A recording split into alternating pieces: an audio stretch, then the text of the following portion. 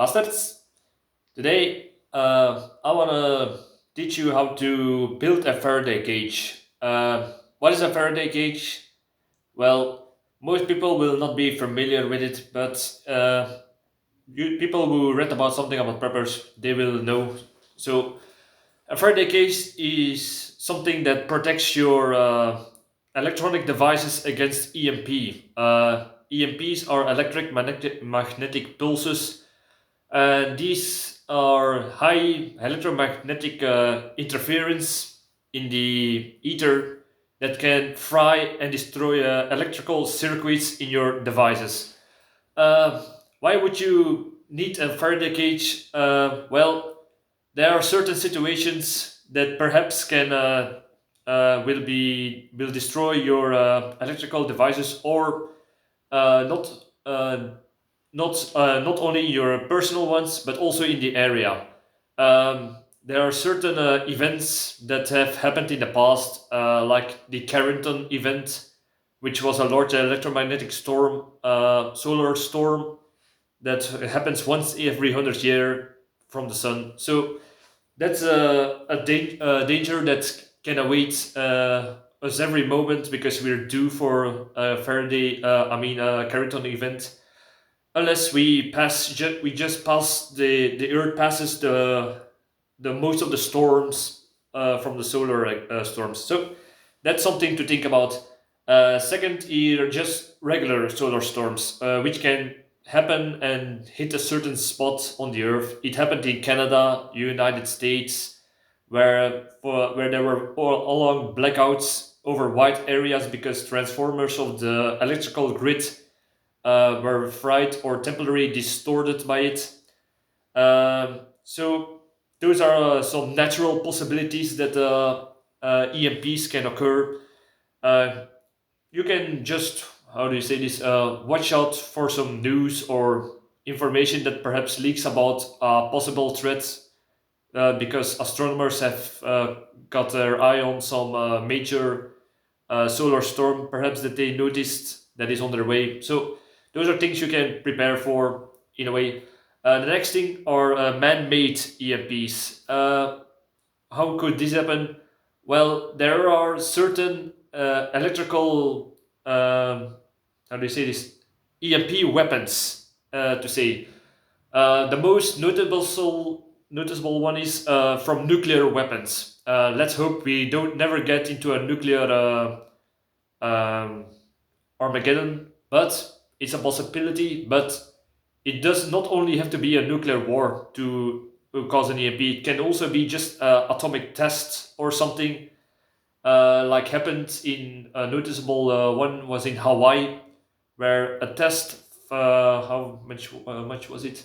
It was thousands kilometers away and between 30 and 40 kilometers above the Earth. They did a nuclear test, and the angle where the EMP from the nuclear blast went on the surface of the Earth, it happened in Hawaii. Several buildings were without electricity. Uh, Lamps, whole streets with lamps were just fried.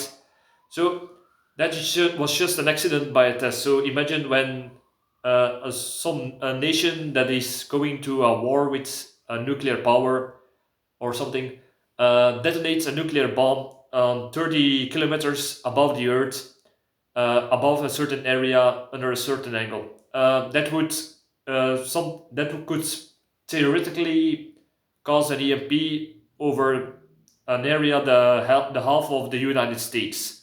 So imagine when it happens in Europe or something. That's a small possibility, but humanity will stay humanity, and we don't learn from our mistakes. The next thing is smaller EMP weapons.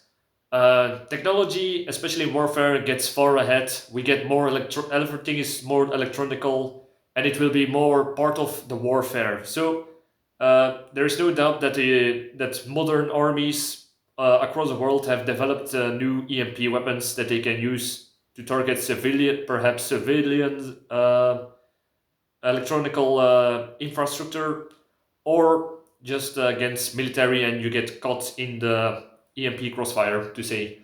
So that's perhaps also a reason why do you want to be able to build your own Faraday cage to protect your electronics in case of a warfare. Uh, those are the main things about EMPs.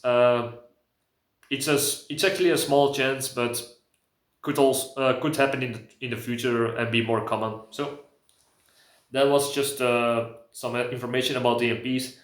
Now about building a Faraday cage. The Faraday cage will protect your electronic devices in this way. Uh, you need to make some cage that will insulate the devices from the electromagnetic interference and pulses that can hit it. So you can put it just in a metal bucket. You can use the body of your cage as a metal bucket, but I prefer this. This is a cooking. How do you say this? A cooking pot from an old cooking pot from the surplus store from the Belgian army. Why do I prefer this? Because it's insulated already. Because it meant to keep the soup warm for a longer time. So it has a double layer. So there is two layers of metal that can deflect or insulate or isolate the EMPs, electromagnetic pulses. So that's what I like about this. So you have your iron bucket or this soup bucket or something. The top of the bucket is also of this bucket is also insulated, so that's also great. What to do next? First, you take your electronic devices, like you can see. Are just the most basic things that you probably need after a disaster happens. So, first of all, my information like USB stick, microchips with pictures of all my documents in case I lose them. Just put them in some aluminium foil and try to make it as close as you can. Try to build layers around it with perhaps some air in it so it won't get hit by EMPs. The same thing for your cell phone. Perhaps you can still use it after, but you can also store data on it, use the flashlight, keep your personal information on this and other for just means of communications after EMP storage. So your cell phone, tie it in multiple layers, put it in. In case of a nuclear detonation and there is an EMP threat, you can also put a Geiger counter in it. You never know when it can be handy in that case. So, multiple layers. Put it in the bucket. Radio, one of those emergency radios, put it in. Especially when it's hand cranked or with solar panels, can be very handy after a disaster. Put it in. There is a power bank, it's just in case you need to recharge those electronical devices in the first days after EMP disaster. So don't forget about that one too.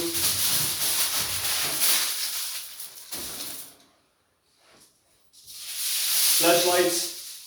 No, perhaps first my night vision goggles, also very important.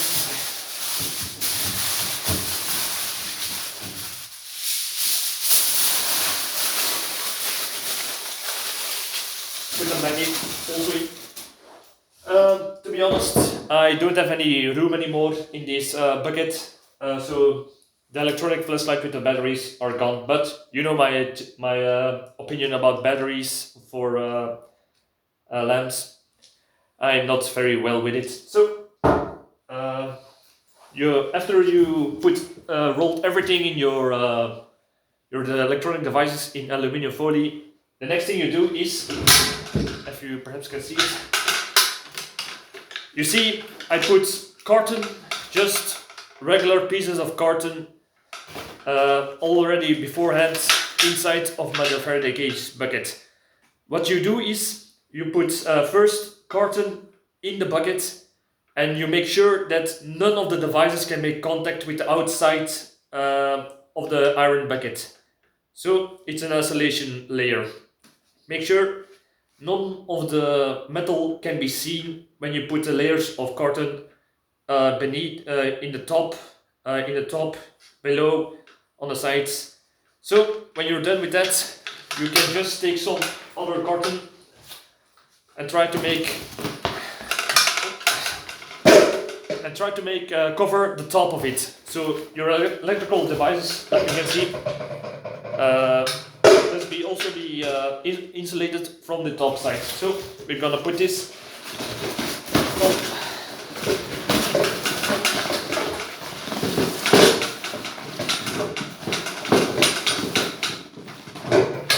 As you can see, now everything of the electronical devices which are wrapped in aluminum foil are now covered by the carton. So that is your isolation layer. Then you just close off the bucket.